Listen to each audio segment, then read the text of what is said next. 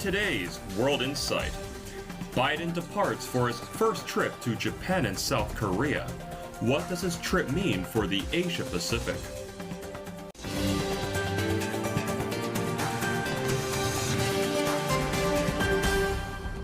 Hello and welcome to World Insight with me, Tian Wei.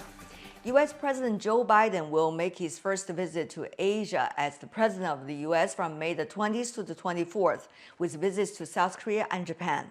The tour includes meetings with the leaders of the so-called Quad, which include the United States, Japan, Australia, and India. Biden is likely to affirm with South Korea and Japan their response to Russia-Ukraine crisis and the latest DPRK missile tests.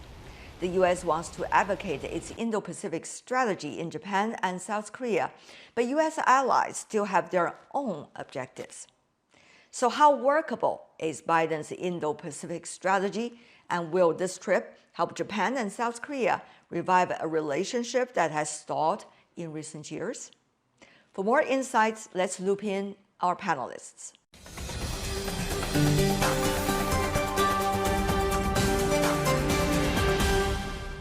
Gentlemen, welcome to the program. For President Biden's first trip to Asia in New York, Daniel Russell, Vice President for International Security and Diplomacy from Asia Society Policy Institute.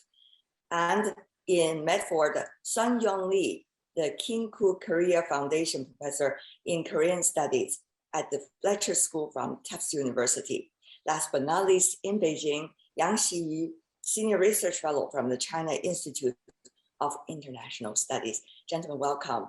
So, first trip, Mr. Russell, how is that trip showing its significance in the Biden foreign policy? The Biden team made very clear from the beginning of the administration how much importance they place on the Indo-Pacific in terms of American interests. So it's not an accident that his first visit is to two key allies, the Republic of Korea and Japan. Remember that strengthening alliances is one of the three sort of main pillars of the Biden foreign policy. There's really a lot for him to build on in the region. The world has been changing a lot, shall we say, over the past few months. Nobody knows whether it's short-term or longer-term. Professor, tell me more about your thoughts. And for South Korea, what should we look at?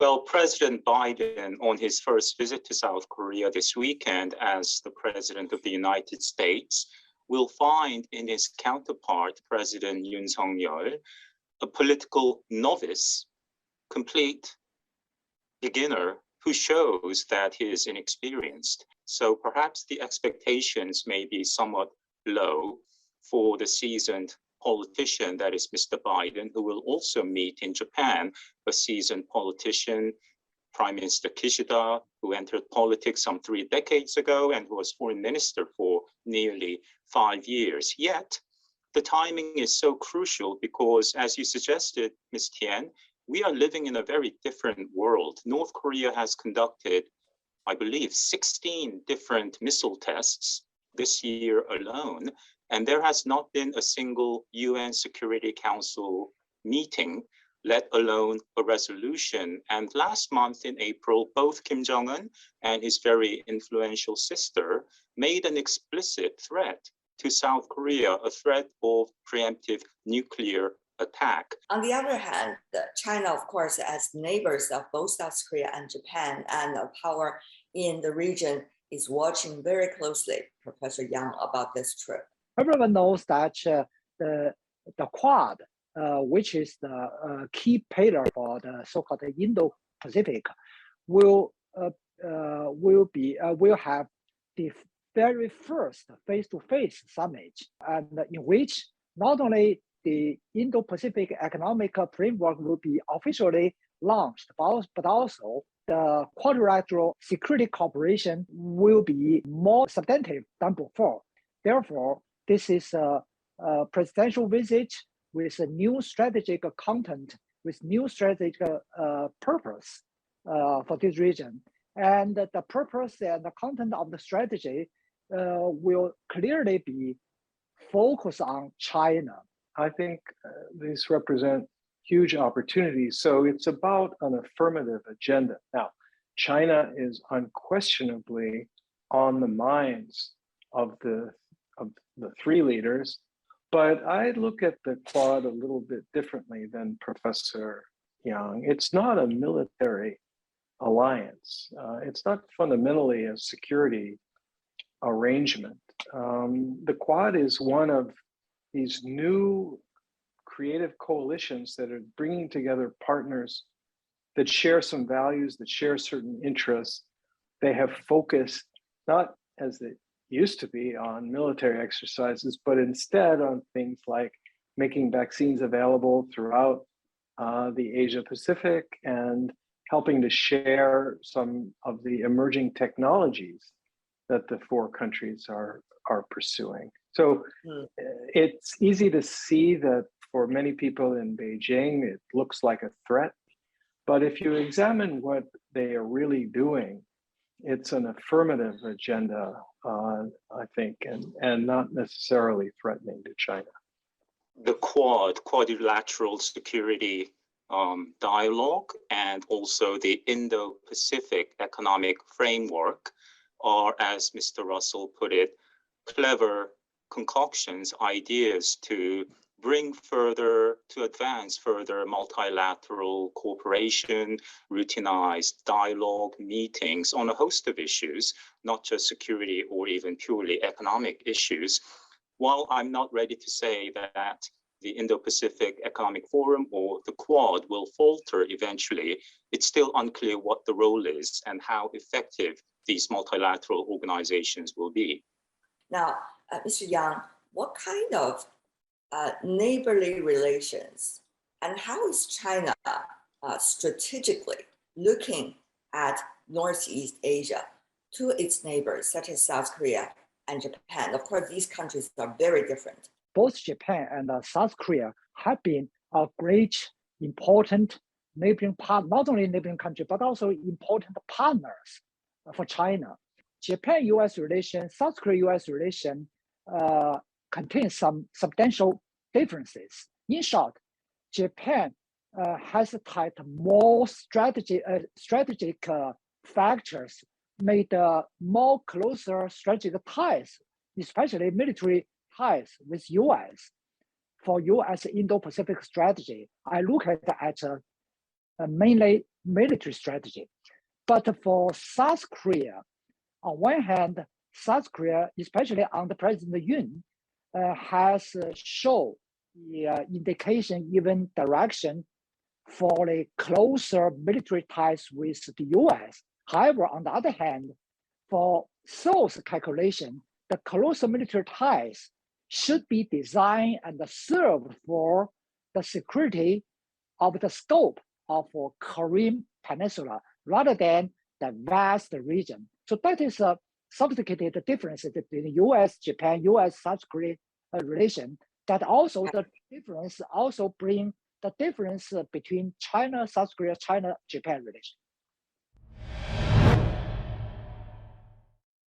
As we know, Professor, that once the president of South Korea into the office, he or she would know much more about the realities and the practicality of policies, and therefore their relationship with neighbors, including with China.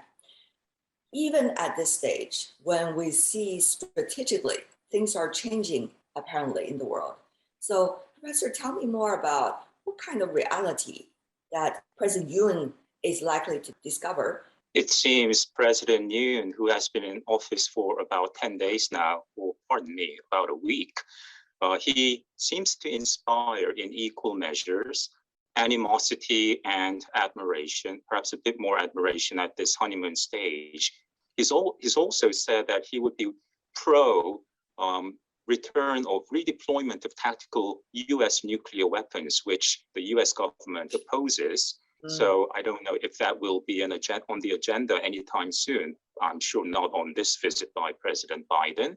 He's also said that he would deploy more THAAD batteries, the US very high-tech missile defense system that China finds displeasing. So all these statements were campaign pledges, but we know that politicians are not always faithful in implementing pledges made during the campaign. Mr. Russell, if you look at South Korea, its security relationship with the United States seemed to be somewhat enhanced over the past few years, and yet the Korean Peninsula nuclear issue, a discussion of which that has been there for more than a decade, which you also personally intensely participated.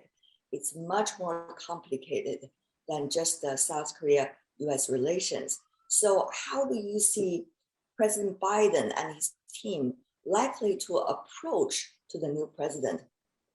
Well, I think, Tianwei, that the Yoon administration begins with the US South Korean alliance in a very strong place, very solid.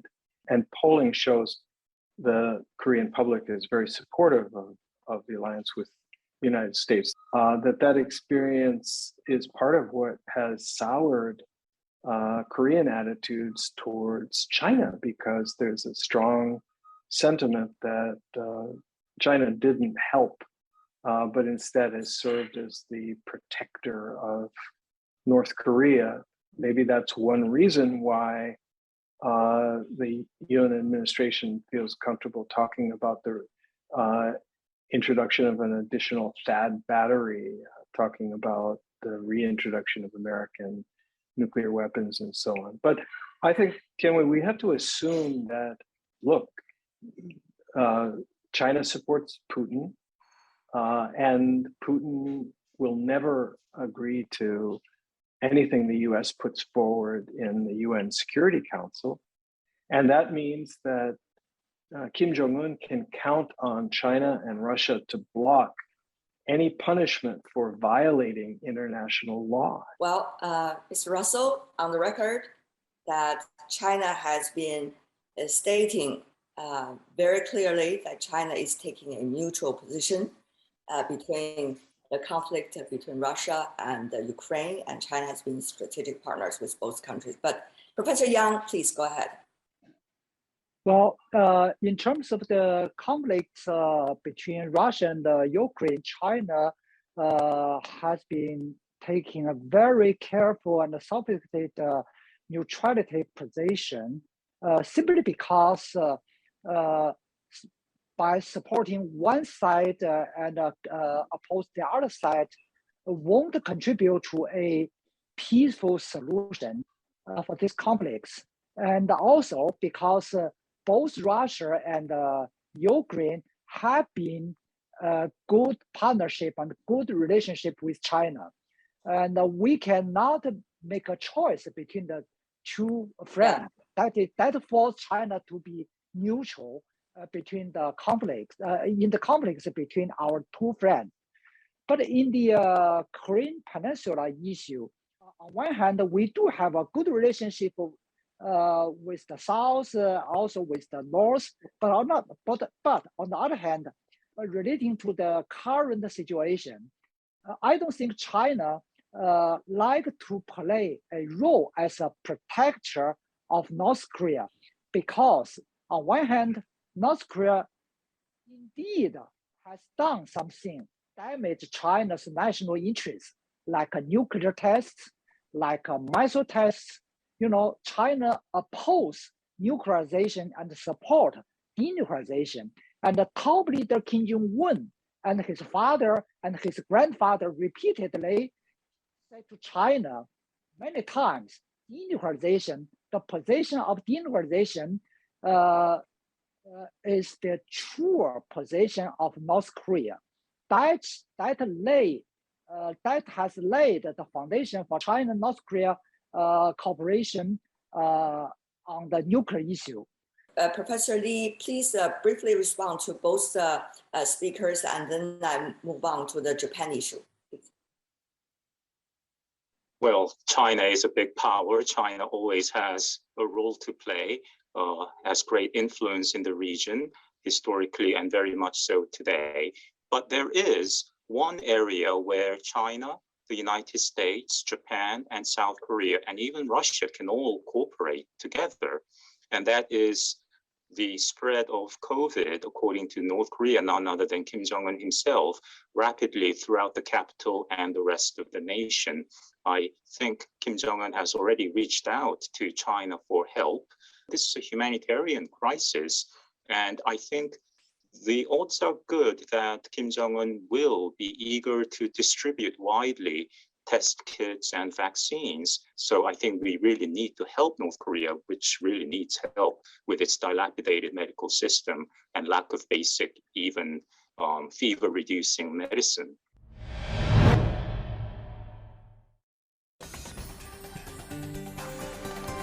The world is changing fast, taking all our lives with it.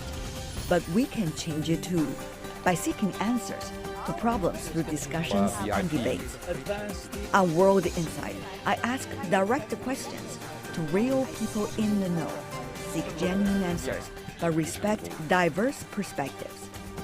Our live global debates tackle the most critical issues head-on. World Insight with Tian Wei go beyond the headlines.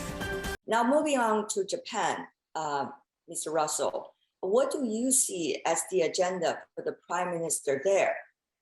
On the security side, on the economic side, on the geopolitical coordination side. So they're building on a very strong foundation.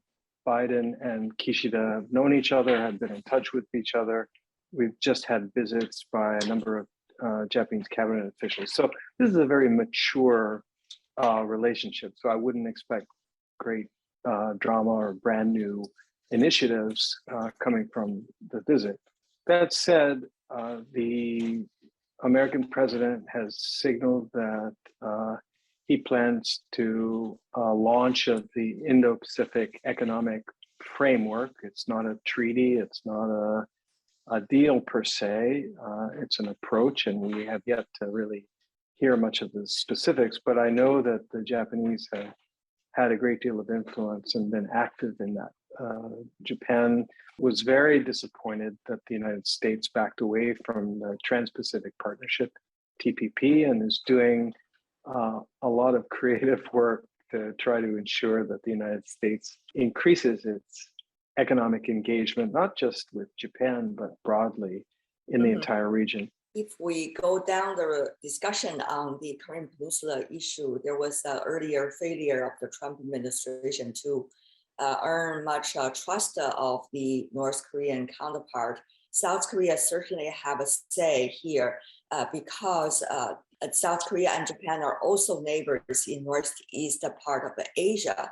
And tell me more, Professor Lee, about how much South Korea is watching the different approach Japan is taking on militarily, for example, and strategically in the region. What does that mean for South Korea if the president is talking about region to the visiting US president?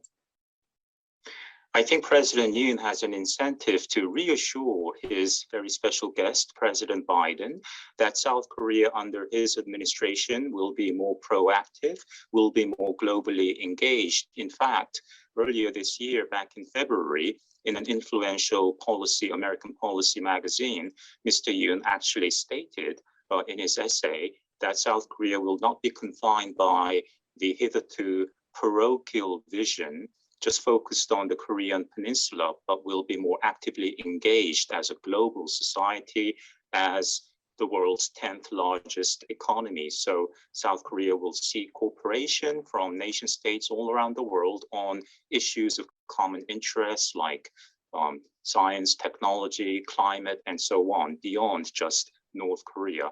So that's a welcome development from the US point of view. Of course, this is just the first meeting, and I think President Biden will also have an incentive to draw South Korea out to encourage its more global approach to foreign relations.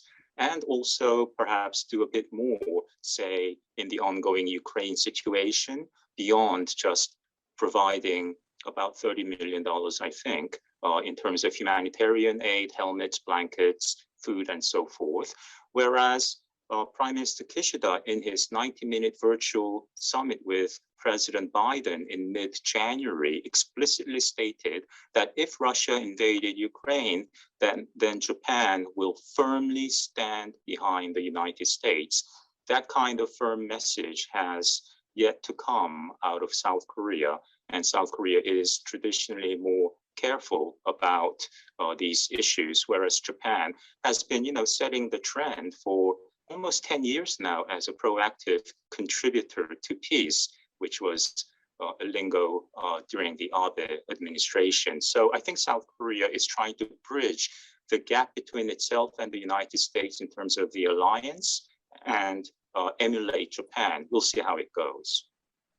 How carefully do you see South Korea need to articulate the kind of a strategic approach, even military and security approach it is to develop under the new circumstances to the US president? The new South Korean administration is a little bit backtracking on more forceful statements made by Mr. Yoon during the campaign with respect to tactical US nukes and THAAD and so on.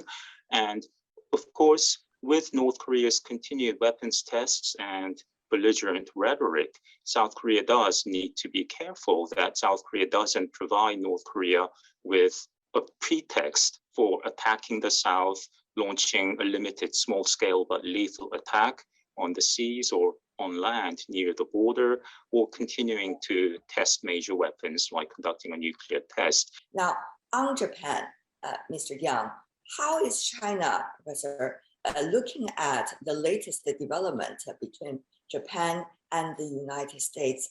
How much space is China leaving for a better relationship with Japan? It's a very difficult, what you mentioned is a very difficult question facing China. For China's interests, China indeed wants to have a better relation with Japan in all fields, not only economic, but also the political and the security area. We need a better relation with Japan.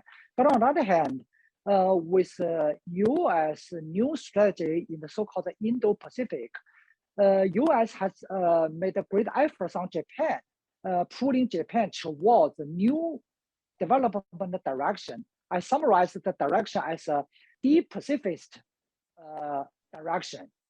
It is the United States that want to pull Japan out of the past towards the new path, which contain very heavy military contents.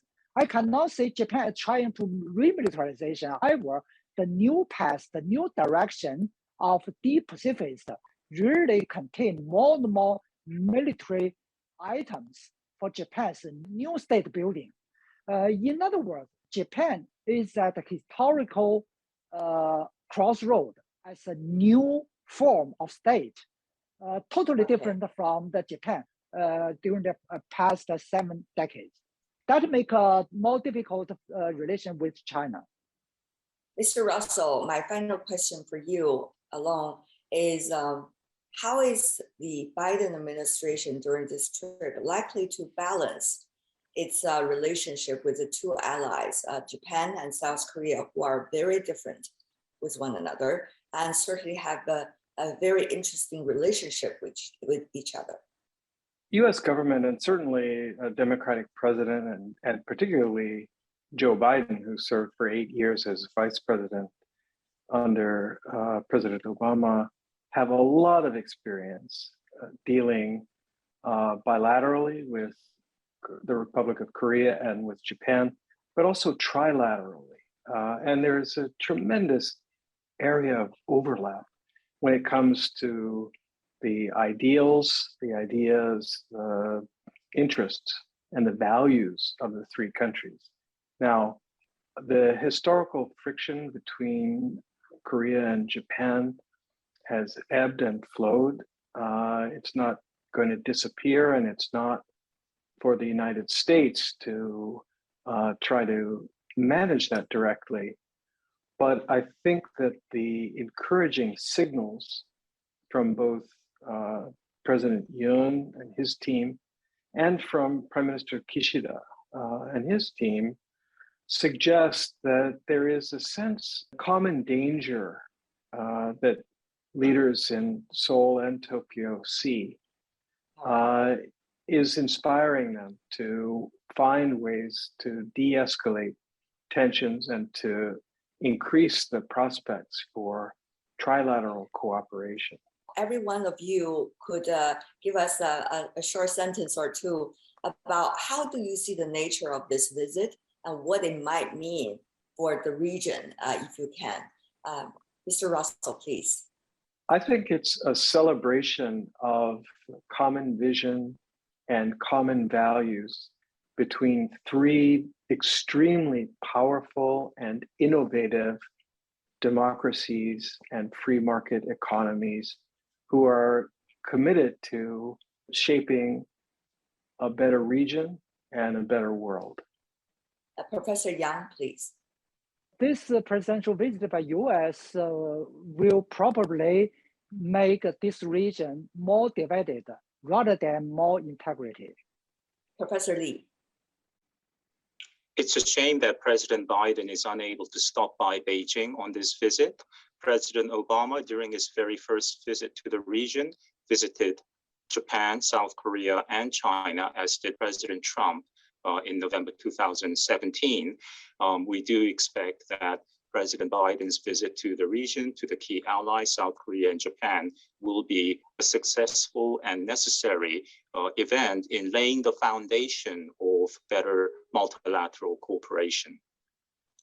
Professor Lee, Professor Yang, Mr. Russell, what a pleasure to see all of you. Thank you so much for putting your perspectives here on this event. Thank you.